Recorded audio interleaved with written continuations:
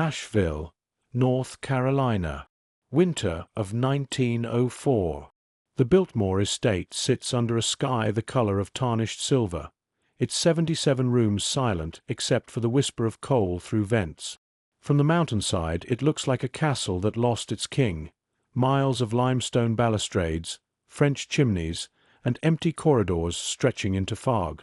Inside, George Washington Vanderbilt lies in his study, a pale man of 40 with lungs that can no longer keep up with his dream. The doctors call it exhaustion. The servants call it a curse. He built the largest home in America to escape decay, then watched it move in.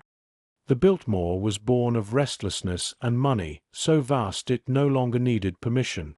George was the youngest of the Vanderbilt heirs, a family that treated railroads as veins and steel as inheritance.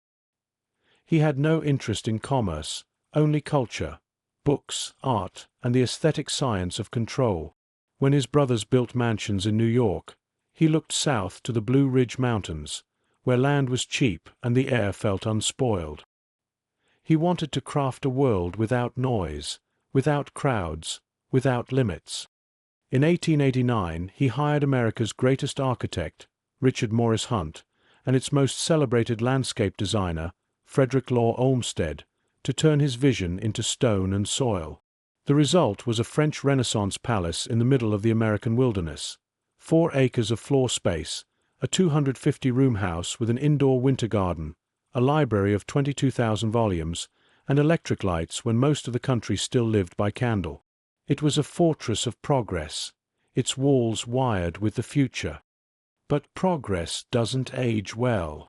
By the turn of the century, the Vanderbilts were sliding from aristocracy into archetype, symbols of a Gilded Age already tarnishing. Railroad stocks fell, taxes rose, and America's opinion of dynasties soured.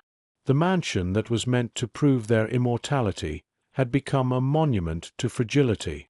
Servants outnumbered guests. Halls echoed with their own cleanliness. George's health declined as the estate expanded. He coughed through meetings, spent days in darkened rooms, and spoke often of the mountain pressing down. Locals began to whisper that the land didn't want him.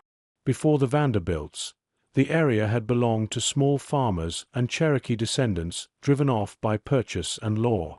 Some said the forest had been sacred ground. Others just saw irony, a family that built its empire on movement dying in a house that never would. In the winter of 1904, George collapsed while traveling on business and never recovered. He was 40. His body was brought back to Biltmore by train, his last journey on the rails his family had laid. When his coffin entered the estate, the electric lights flickered and went out. The press called it a malfunction. The servants called it an omen. Outside, the mountains were quiet, the mansion perfect, and the legacy already cracking. The construction of Biltmore was meant to be an act of permanence, a statement that beauty could be engineered and wealth could become a landscape. But from the moment the first stone was set, it began to consume itself. In 1889, George Washington Vanderbilt stood on the mountain ridge overlooking the French Broad River and promised a city of order. He bought 125,000 acres of farmland, forests, and villages, paying cash for land people had lived on for generations. The contracts called it progress. The locals called it eviction.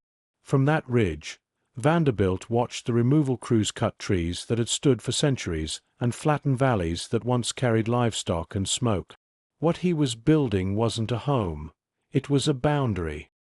He imported artisans from France, Italy, and England.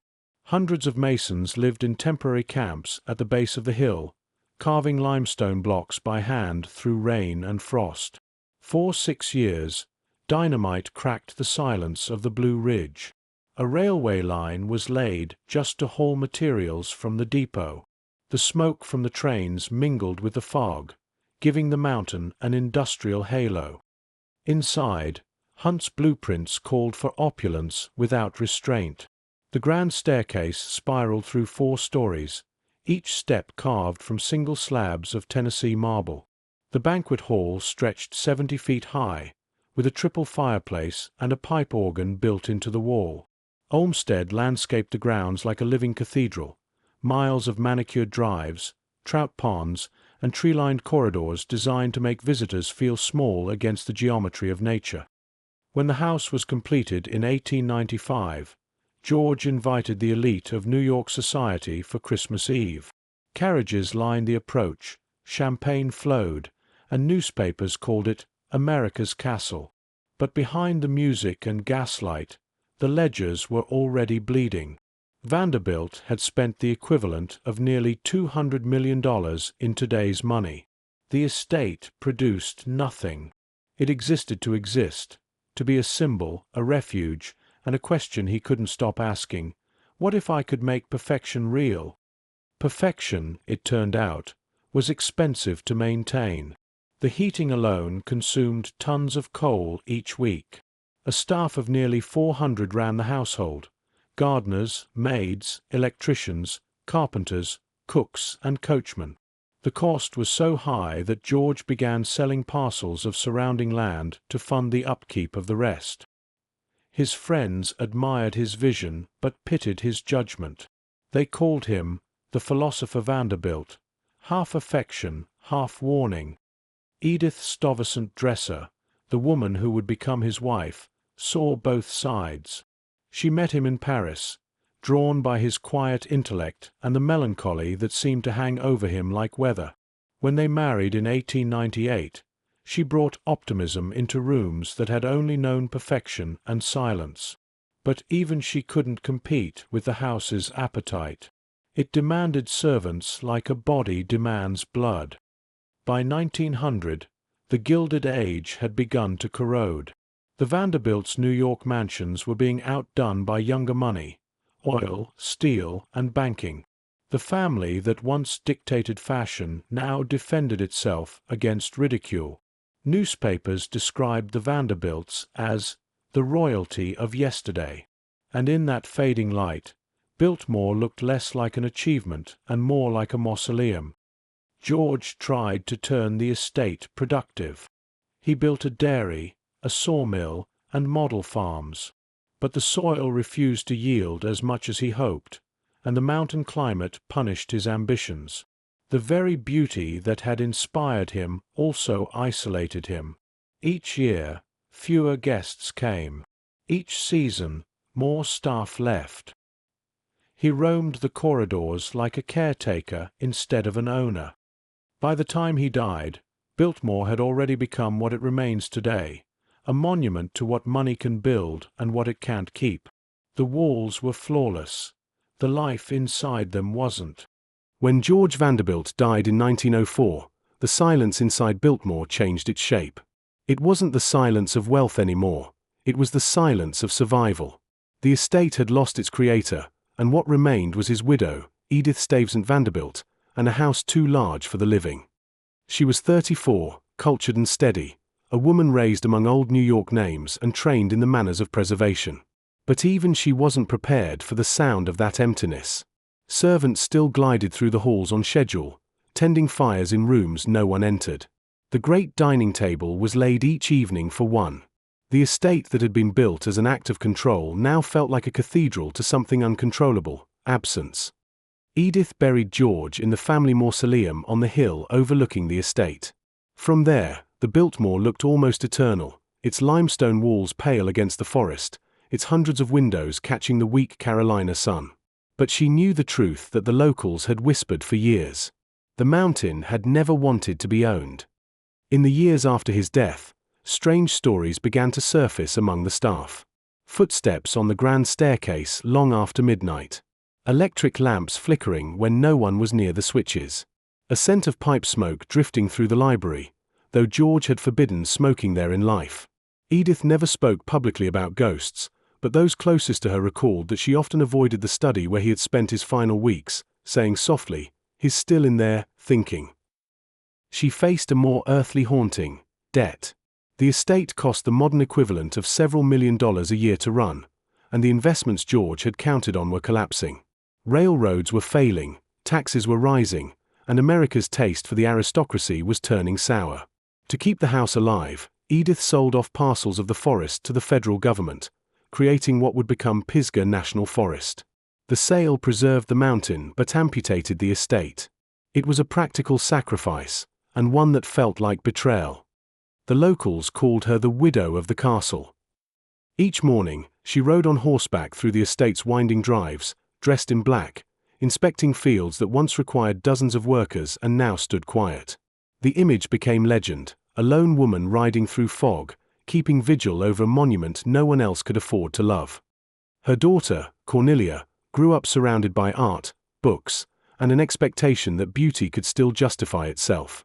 But by the time she reached adulthood, the country had changed. The Gilded Age had collapsed into modernity. Automobiles had replaced carriages, income tax had replaced inheritance, and America had learned to resent its dynasties. Cornelia wanted none of it. When she inherited Biltmore, she turned away from the rituals of aristocracy and toward rebellion. By the 1920s, she had begun inviting the public into the house for tours to pay for its upkeep. Visitors arrived by train, clutching tickets to see what the newspapers called America's castle. They came not to admire it, but to gawk, to measure the absurd scale of wealth now on display as history instead of privilege. The curse had changed form. What had been built to represent refinement was now entertainment.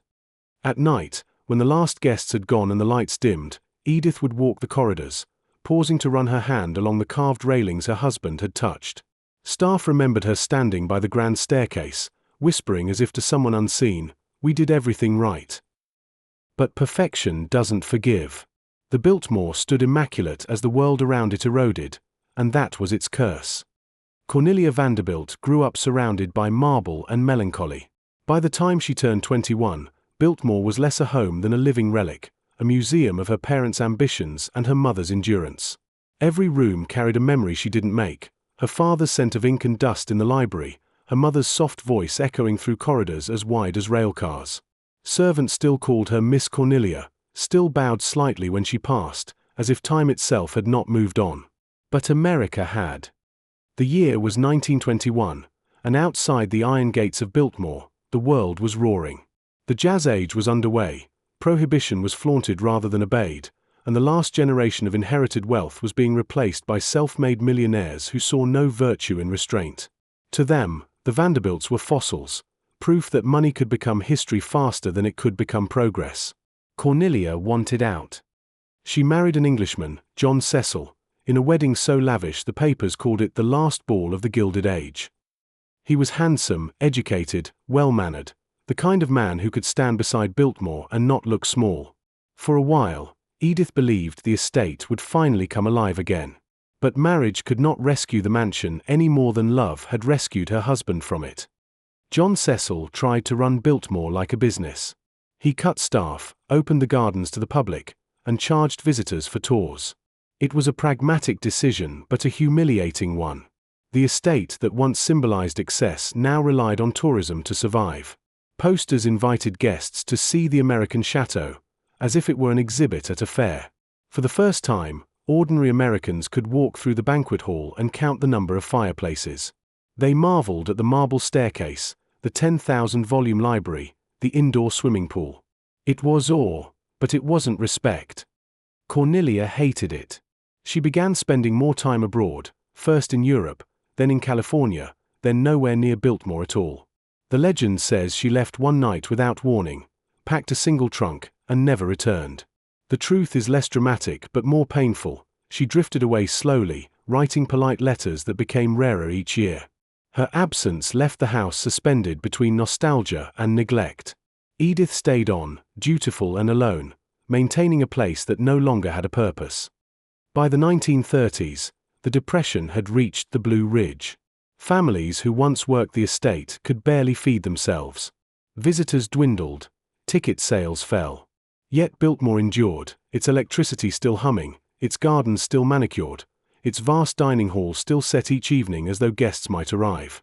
It was a strange sort of faith, believing a house could save itself by pretending it was never abandoned. The town around it learned to live in its shadow. Asheville's economy rose and fell with the estate's fortune.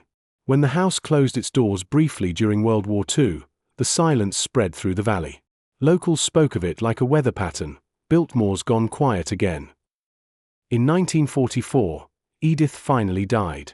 Her funeral was small. The great hall that once held hundreds for a Christmas ball now held a few rows of mourners, their words swallowed by the ceiling's height. The newspapers described her as a symbol of grace in an age that forgot how to be graceful. Cornelia, living abroad, did not attend. The house passed to her sons, George and William Cecil, who inherited both the grandeur and the problem. A castle with no kingdom, a legacy with no heirs who wanted it. By mid-century, Biltmore had become a paradox, a national treasure privately owned, an empire reduced to maintenance. The estate that once embodied control now existed on the mercy of admission tickets. Its beauty no longer inspired envy. It inspired questions. People began calling it the American Versailles.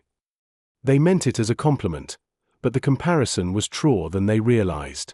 Both were monuments to ambition mistaken for permanence. At night, locals said, you could still see lights in the upper windows, though the rooms were empty. Some swore they heard piano music drifting through the fog, faint and sweet, like a memory rehearsing itself. Perfection doesn't die. It just becomes performance. By the 1950s, America had moved on from dynasties. The age of marble had given way to the age of motels. But there, in the hills of Asheville, Biltmore still stood, for acres of architecture suspended between decay and defiance. It was a house too famous to fail and too expensive to live in. Cornelia's sons, George and William Cecil, inherited the burden. They were polite men, educated, pragmatic, the kind of heirs who understood that sentiment didn't pay electric bills. The estate was hemorrhaging money, costing more each year to maintain than it earned from tours. Roofs leaked, plaster flaked, and the gardens, once the pride of Olmsted's design, began to choke on their own beauty. George Cecil wanted to close it permanently. William disagreed. He saw something his ancestors hadn't, that people no longer visited to envy Biltmore, they came to witness it. In 1956, he took over full operation of the estate and reimagined it not as a home, but as an inheritance of spectacle. He modernized the tours, installed gift shops, opened a cafe, and began marketing the estate as a living museum. For the first time, Biltmore became profitable. Yet every dollar came with irony. The mansion built to exclude the public now survived only by inviting them in. Visitors arrived by the tens of thousands, paying to walk through rooms that had once been private shrines to privacy. They came with cameras and curiosity, whispering through the hallways that Edith had once crossed in silence. Some said they felt watched, especially near the library and the grand staircase. The staff dismissed it as suggestion, until they began noticing it too. Footsteps overhead when the house was empty. Doors closing against still air. Faint piano music echoing from rooms long sealed. The guides avoided the word haunted. Officially, Biltmore was a heritage site, not a haunted one. But unofficially, the stories multiplied. Guests reported seeing a man in a dark suit near the study window, always vanishing before they could approach. Others heard a woman's voice calling softly down the corridor, "George, come back inside."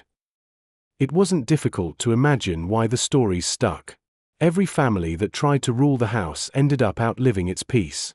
The Vanderbilts built perfection, and perfection demanded worship. Each generation that followed learned the same truth, that you can inherit the walls, but not the purpose. By the 1970s, Biltmore had become one of America's top tourist attractions. Its success was a paradox. People came to see what wealth looked like before it learned to hide. Magazines called it a monument to ambition, but locals used a different phrase, the house that eats its owners. William Cecil played the role of custodian until his death, guiding the estate through decades of modernization. He introduced wineries, hotels, and festivals, turning decay into destination. Yet even he admitted, in a rare interview, that the house was never really ours. We just tend it. That idea lingered, that no one truly owned Biltmore, that it merely allowed people to serve it for a while. The servants were gone, but the service remained. One former tour guide, interviewed in the 1990s, said something that still circulates among staff today: "You don't work for the Vanderbilts. You work for the house." In that sentence, the curse of Biltmore found its modern translation. Not ghosts, not superstition, just devotion without reciprocity. The house endures. The family adapts. The visitors change. But the balance never shifts. And sometimes, on winter afternoons, when fog rolls down from the Blue Ridge and settles over the stone terraces, the estate looks exactly as it did in 1895, perfect, unreachable, and waiting for someone to mistake it for paradise again. By the 1980s, Biltmore was no longer just a house, it was a corporation wearing a crown. The estate had learned how to market its own myth, and the myth had learned how to make money.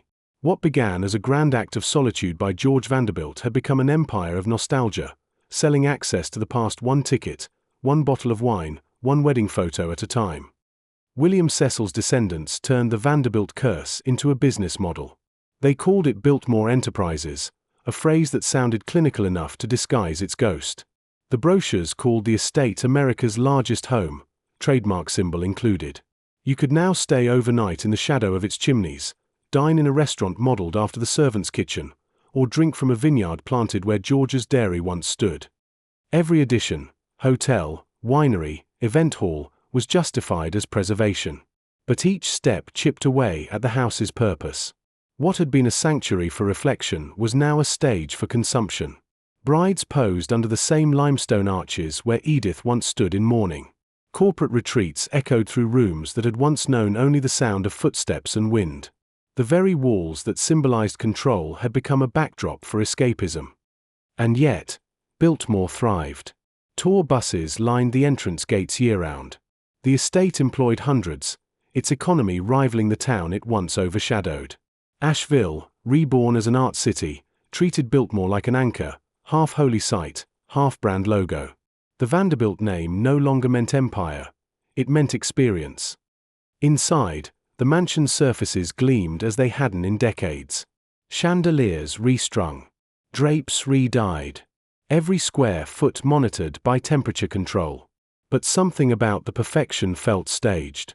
Visitors rarely noticed the silence anymore. Music piped softly through hidden speakers ensured that.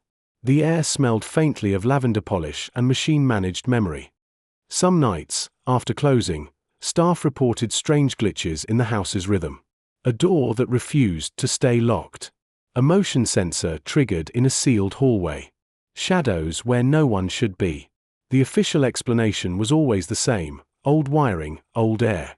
But privately, the maintenance crew had their own phrase for it: the house breathing. Biltmore's custodians learned to live with its moods. When the fog thickened or the power flickered, they'd mutter that George was checking the books. When a chandelier swung without reason, they'd joke that Edith was inspecting the guests. It was superstition turned routine, part reverence, part coping mechanism. But the real haunting wasn't spectral. It was economic. The estate had become a paradox of profit and preservation. It earned millions annually, yet every dollar went back into keeping the illusion intact. The cost of staying perfect never stopped rising. The same problem that killed George Vanderbilt's peace now powered his descendants' livelihood. The house still ruled. It simply learned to smile for the camera. In interviews, members of the family spoke proudly about sustainability, about heritage tourism, about stewardship. But when asked if they ever felt free from Biltmore, their answers faltered. One simply said, "It's not ours. We're just keeping it alive until it doesn't need us." That line would later appear in an anniversary documentary. Audiences called it poetic. Those who worked there called it accurate. Because Biltmore isn't really a home anymore. It's an ecosystem. The same system that once fed ambition now feeds nostalgia. It turns memory into currency. It traps its keepers in its care. The curse adapted. It stopped whispering in the halls. It started signing checks. And still, the house stands, beautiful, balanced, and waiting, as it always does, for its next caretaker to believe they're the one who will outlast it. Today, the Biltmore doesn't just exist, it performs. Every morning before the gates open, crews sweep the grand staircase, polish the marble mantels, and test the lights of the banquet hall organ to ensure that perfection still feels spontaneous. Tour guides rehearse their lines not as history, but as liturgy, built in 1895, designed by Richard Morris Hunt, landscaped by Frederick Law Olmsted.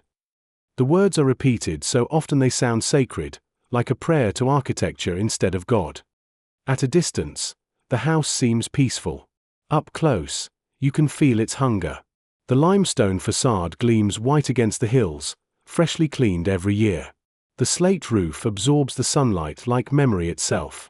And yet, the workers who keep it shining say the same thing: it never stops wanting more. Every leak, every draft, every subtle crack in the plaster feels personal, as if the mansion resents being preserved. To maintain its illusion, Biltmore has built an invisible parallel city beneath it. Maintenance tunnels, boiler rooms, control centers, and climate systems hidden below the tourist routes. The hum of machinery undercuts the silence like a heartbeat under anesthesia. Upstairs, guests snap photos in the library, unaware that an entire workforce is buried beneath them, literally keeping the dream alive. Most of them leave believing they've seen something eternal. That's the lie Biltmore tells perfectly, that beauty is endurance, not labor. But those who work there see it differently. The electricians, curators, and preservationists talk about the building as if it were a patient, one that can't be cured, only managed. The house ages faster than we can catch it, one restorer once said. We just keep embalming it. And yet, they love it. That's part of the curse too. No one tends Biltmore without being changed by it. They start to mirror its temperament. Precise, self-contained, beautiful under pressure. Perfection is contagious, even when it costs you. The modern estate markets itself as a fairytale, and in a way, it is, just not the one visitors imagine. Its brochures show radiant couples sipping wine under the arches, children running through gardens, fireplaces glowing in every frame. They never show the employees checking humidity levels at midnight or polishing floors so reflective they seem to swallow their own caretakers. But if you stay past closing time, when the last guests have gone and the valley falls dark, the house tells a true story. The air cools. The halls deepen. The electric lights flicker against walls that have seen too many attempts at permanence. The building seems to expand, not physically, but atmospherically, like it's inhaling after a long day of pretending to be timeless. Outside, the mountains keep their silence. Inside, the mansion exhales it. Every echo feels deliberate, every shadow rehearsed. It's not haunted in the traditional sense. It's haunted by expectation. Biltmore is no longer a house in any real sense. It's a projection of everything America believes about itself. That wealth can civilize wilderness, that control can outlive its architect, that the right design can save us from impermanence. And like all myths, it endures because it feels necessary. That's why they call it the curse. It isn't tragedy in the past tense. It's repetition. Every generation of keepers inherits the same lesson, spoken through limestone and wind. You can build eternity, but you'll never live long enough to enjoy it. Biltmore has become more than a monument. It's a ritual. Nearly 2 million visitors pass through its gates every year, following the same pattern George Vanderbilt once dreamed of: approach, ascend, admire, and believe. They arrive seeking beauty and leave believing they've touched something eternal. But eternity, here, is staged. It's the performance of permanence in a country terrified of decay. The estate's marketing has mastered that fear. It sells a version of America that still trusts in order, the world before noise, before collapse, before complexity. The brochures speak in reverent understatement. Built for family. Preserved for generations. It's a promise, but also an indictment. Because the families who built it couldn't preserve themselves. That contradiction is the secret of Biltmore's magnetism. People don't come because it's perfect. They come because it pretends to be.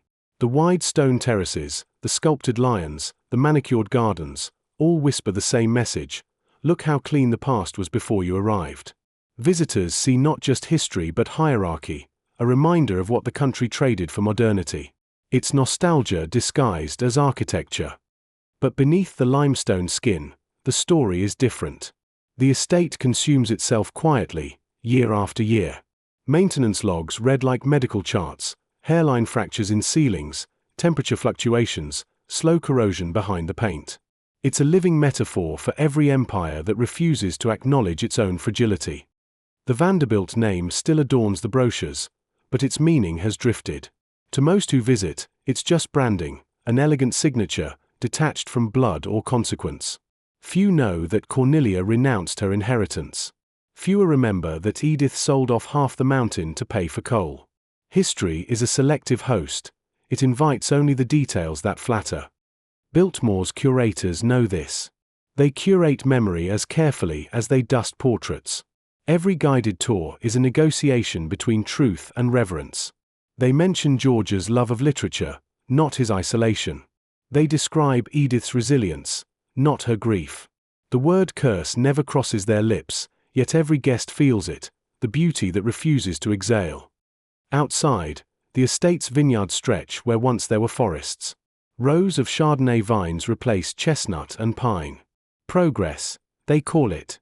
But when the wind passes through the leaves, it sounds like a different kind of persistence, the echo of something older than ownership. There's a moment late in the afternoon when the light shifts and the house seems to retreat into itself. The limestone turns grey, the mountains darken, and for a few minutes, the illusion falters. The tourists thin out, their footsteps fade, and you can almost hear what George heard over a century ago, the quiet that inspired him and eventually destroyed him. He thought he was building refuge from time. What he built was a stage where time performs. Every photograph of Biltmore captures that contradiction, the way it sits between beauty and burden, too grand to fail, too fragile to forget. It's not haunted by ghosts, it's haunted by purpose.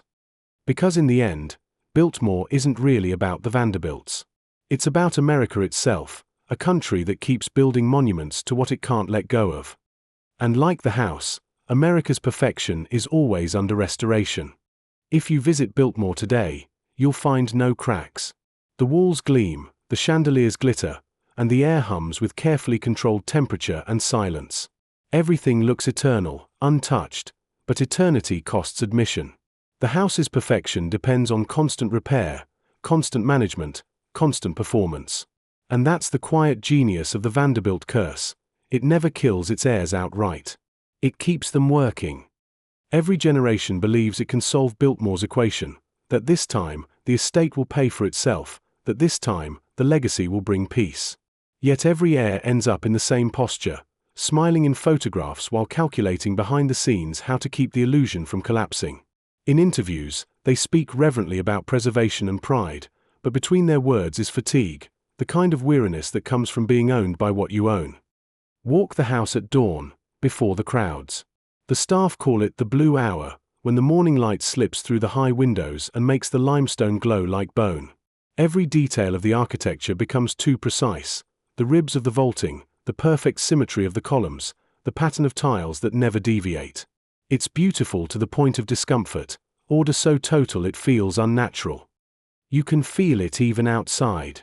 The air around the house seems heavier, as if the structure itself bends gravity. The mountains roll in the background like a wall of witnesses. From a distance, the mansion doesn't sit on the land, it sits against it. That tension, man versus mountain, wealth versus wilderness, has never gone away. It's what powers the myth. Modern visitors come with cameras and dreams. They post photos online, hashtagged #AmericanCastle, #Legacy, #DreamHome. They believe they're admiring history. But the house is watching them too, feeding on that fascination, pulling admiration into the same cycle of reverence that trapped its builders. Biltmore doesn't need to haunt people anymore. It seduces them instead. Inside the family, the myth still dictates behavior. Every decision is filtered through the question, what would George do? As if the answer were ever kind. He would build. He would control. He would perfect. And so, the descendants do the same. New projects, new expansions, new ways to preserve the image of a dream that never rested. But the house doesn't just preserve, it teaches. To every visitor who studies its flawless architecture, it offers a lesson whispered through its marble. Nothing is permanent, but control will make you die trying. When storms hit the valley, the mansion seems to shimmer. The rain streaks down its limestone face like sweat, and for a moment it looks alive, a breathing creature made of ambition and regret. The lights inside never flicker anymore, the modern wiring sees to that. But sometimes, people swear they hear footsteps pacing above the library. And faintly, a man's cough, soft, rhythmic, and tired. The guides call it imagination. The old staff call it respect. Because maybe George never left. Maybe the curse was never a curse at all, but a loop, a life's work that refused to die even when its maker did. And that's why Biltmore still feels restless. Because somewhere, behind all that stone and order, the same mind that built it is still calculating how to make time stop. Time didn't stop at Biltmore. It just learned how to disguise itself. Every coat of paint, every repaired tile, every new generation of caretakers is a small rebellion against entropy, and a small surrender to it. The house no longer needs the Vanderbilts to prove its power. It feeds on attention now. It survives on reverence. At dusk, the estate is most honest. The tourists are gone, the gardens darken, and the mountains return to shadow. The house glows faintly from within, its windows a grid of containment. It looks like memory itself, illuminated but unreachable. You can almost imagine George Vanderbilt standing somewhere inside, looking out at his own creation and realizing that it no longer belongs to him. It never did. He built it to outlive death. He succeeded. But the price was inheritance without peace. The house endures because it has no choice, the people who keep it alive do. That's the difference between architecture and legacy. One demands care, the other devours it. The modern estate has become everything George believed it would be, admired, preserved, eternal, and nothing he intended. A brand, a pilgrimage, a beautiful engine that turns nostalgia into profit. Visitors marvel at the symmetry, the gardens, the air of perfection. They don't see the fatigue beneath it, the quiet cost of eternity maintained. Yet even knowing that, it's hard to look away. The mansion commands awe. It radiates control. It whispers to each visitor the same temptation that once ruined its builder. You could have this too, if only you never stopped building. That's the real Biltmore curse, not the hauntings, not the family tragedies, but the lie that perfection can be finished. The moment you try to hold it, it owns you. And somewhere, between the mountains and the mist, the lights of the great house keep shining, steady, symmetrical, and waiting for the next dreamer to mistake endurance for peace. And if you like this story, check out the ones on your screen. The dark algorithm thinks you'll enjoy these too.